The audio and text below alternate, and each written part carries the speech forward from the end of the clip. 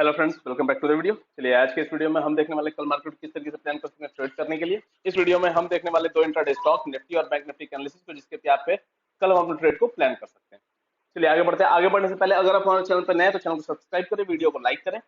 चलिए स्टार्ट करते हैं बैंक निफ्टी। अगर बात करते हैं बैंक निफ्टी की, तो बैंक निफ्टी अभी तक क्या कर रहा था कि इस ट्रेंड लाइन पे सपोर्ट लेके बार बार बाउंस कर रहा था, बट फाइनली इसने क्या किया, पिछले ट्रेडिंग सेशन में इसको ब्रेक डाउन किया। और अगर हम अभी एसजीएक्स निफ्टी को देखते हैं और इंडिकेशन लेते हैं, तो हमें ऐसा दिख रहा है कि मार्केट थोड़ा बहुत गैप अप होने के चांसेस हैं। मतलब कल हमें हो सकता है मार्केट थोड़ा बहुत गैप अप देखने को मिले। दैट मीन्स कि अब मार्केट हो सकता है कहीं भी इस जोन में ओपन होने वाला है। तो सबसे पहले हम ये समझते हैं कि भाई ये जो एरिया है, ये इसका पहले पहले से ही रेजिस्टेंस पॉइंट था, फिर इसमें सपोर्ट लिया गया। अब वापस जो सेलिंग इनिशिएट हुई है वो इसी जोन से स्टार्ट हुई है। दैट मीन्स कि ये एक स्ट्रॉन्ग सेलिंग जोन है। साथ में अगर हम देखें तो ये वाला जो ट्रेंड लाइन है जिस पे सपोर्ट ले रहा था, इसका भी रेजिस्टेंस बन सकता है। दैट मीन्स कि अगर सपोज मार्केट यहाँ कहीं ओपन होता है और यहाँ से ऊपर आता है, एक तो अगर इस जोन में ओपन होगा तो हमें कुछ भी करने की जरूरत नहीं है, हम कुछ भी यहाँ नहीं करेंगे, हम पहले मार्केट को देखेंगे मार्केट हमें क्या बताना चाहता है। सपोज यहाँ आता है और इस जोन में जब हमें रिजेक्शन दिखे, तो ऑलरेडी हम यहाँ पे शॉर्ट करने के लिए हमारे पास मल्टीपल रीजन है। एक तो है कि यहाँ पे आपको ये ट्रेंड लाइन का रिटेस्ट दिख रहा है, भाई ये रिटेस्ट होगा। साथ में अगर हम देखें तो ये एक स्ट्रॉन्ग सेलिंग जोन ऑलरेडी है जहां से सेलिंग इनिशिएट हुई है। तो यहाँ अगर मार्केट आता है तो यहाँ हम शॉर्टिंग प्लान कर सकते हैं।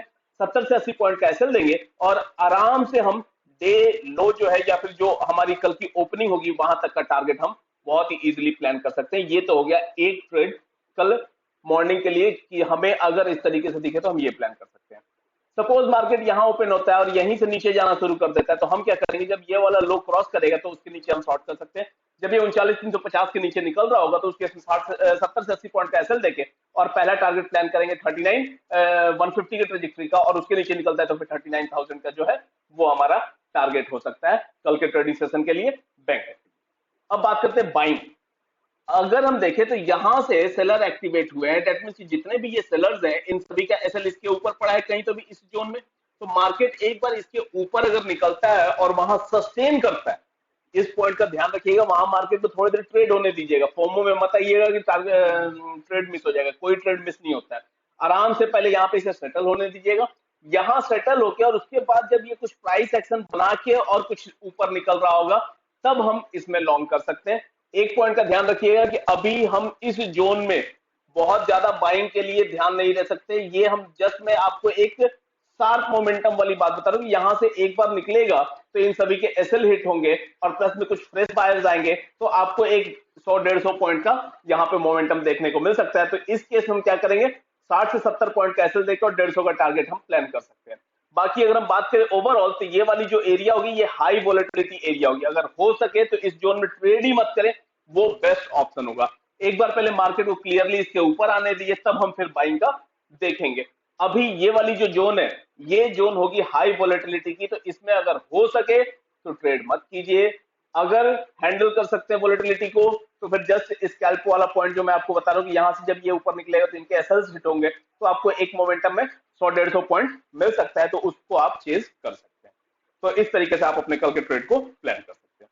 चलिए अब आते हैं निफ्टी पे। अगर हम बात करें निफ्टी की, तो निफ्टी भी ऑलमोस्ट सिमिलर सिचुएशन में ही है।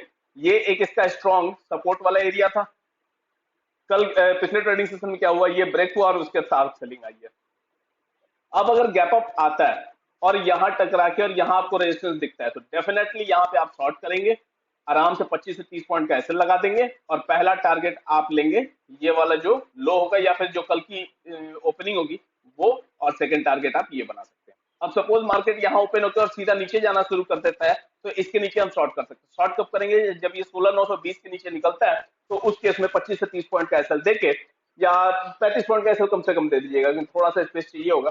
35 पॉइंट का एसएल देके और आराम से हम टारगेट प्लान करेंगे 16,860 की ट्रेजेक्टरी का, जो कि हमें इजीली देखने को मिल सकती है। अब बात करते हैं बाइंग। भाई सपोज मार्केट यहाँ पे ओपन हुआ, उसके बाद इसके ऊपर आके सस्टेन करने लगा, तो हमें कुछ भी करने की जरूरत नहीं। क्यों, सेलर्स यहाँ बैठे हुए, तो पहले इनके एसएल्स को हिट करने दें।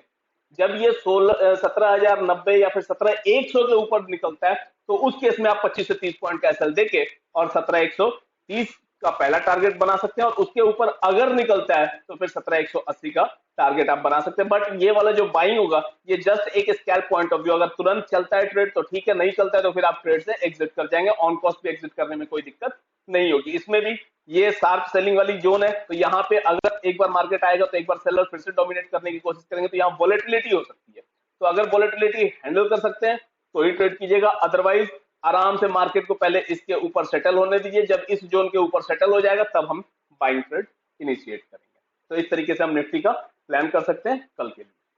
अब आते हैं इंट्राडे स्टॉक। पहला इंट्राडे स्टॉक जो मैंने कल के लिए सिलेक्ट किया है वो है एलटीटीएस। अगर एलटीटीएस को हम देखें तो अभी तक ये इस ट्रेंड लाइन पे बार बार रिजेक्शन फेस कर रहा था, पिछले ट्रेडिंग सेशन में इसको ब्रेकआउट किया है। अब साथ में अगर हम देखें तो ये एक इसका हॉरिजॉन्टल रेजिस्टेंस भी बैठा हुआ है, और इसके नीचे ये राउंडिंग बॉटम या फिर डबल बॉटम हम कह सकते हैं कि बना हुआ है। एक बार इसके ऊपर निकलता है तो हमें एक शार्प बाइंग देखने को मिल सकती है। तो हम क्या करेंगे, जब ये 3400 के ऊपर निकलेगा तो 3388 3388 का ऐसे लगा के 3420 और 3430 के हम टारगेट प्लान करेंगे एलटीटीएस में बाइंग साइड पे। सेलिंग के लिए मैं इसमें इंटरेस्टेड नहीं हूं। सेलिंग के लिए अभी एज सच कोई खास पैटर्न नहीं दिख रहा है। अगर सपोज यहां से कुछ रिजेक्शन करके आता भी है तो नीचे इसको हो सकता है कि ये वाली ट्रेंड लाइन पे सपोर्ट मिल जाए, तो इस वजह से अभी हम सेलिंग के लिए इसमें कुछ खास इंटरेस्टेड नहीं है।